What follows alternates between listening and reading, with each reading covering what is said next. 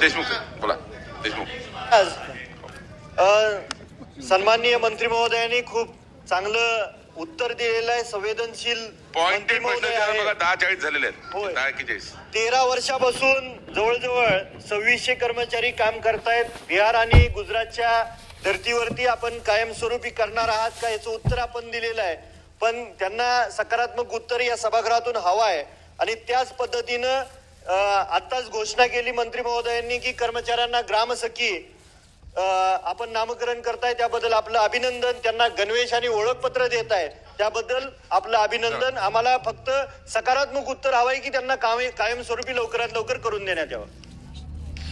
सन्माननीय सदस्य पाटील साहेबांनी देशमुख साहेबांनी जो विषय या ठिकाणी मांडलेला आहे, देशमुख साहेब कंत्राटी कर्मचारी आहेत आणि त्या कंत्राटी कर्मचाऱ्यांना कायम करण्यासंदर्भात त्यांची मागणी आहे. बिहारमध्ये असं कुठलंही कायम केलेलं नाही आणि देशातल्या कुठल्याच राज्यात कायम केलेलं नाही. इथंही कायम करणं शक्य नाही, परंतु जास्तीत जास्त सवलती देऊन जास्तीत जास्त त्या लोकांना कशा पद्धतीनं मदत करता येईल असं शासन सातत्याने प्रयत्न करतं. नाना पटोले साहेब.